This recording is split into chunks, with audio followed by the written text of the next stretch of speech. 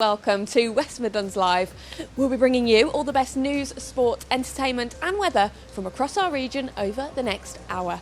Coming up in today's show, we take a trip to the beautiful town of Royal Leamington Spa for a fantastic festival, and we find out what's happened to the weather with our washout summer.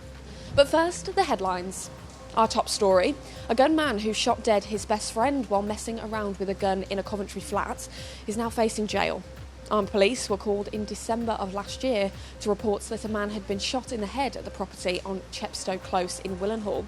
They found Addison Packer lying in a pool of blood on a settee in the living room. He was pronounced dead at the scene, and his friend Jordan Bassett, who's aged 25, was quickly identified as the killer. Bassett of Tittergill Close in Willenhall had been messing around with a gun when it accidentally went off. He admitted manslaughter, and on Wednesday at Warwickshire Justice Centre he was found not guilty of murder. He was found guilty of possession of a firearm with intent to endanger life. He will be sentenced this Wednesday.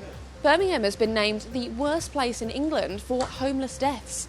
Analysis from the Labour Party showed an estimated figure of 90 deaths for the city, which the party had attributed to council cuts in the area.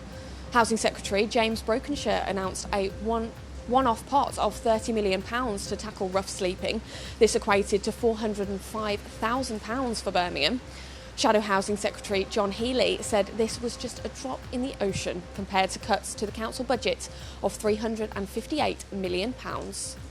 And finally, police have issued a photo of a man they wish to interview after a man held up an Asda store with a syringe.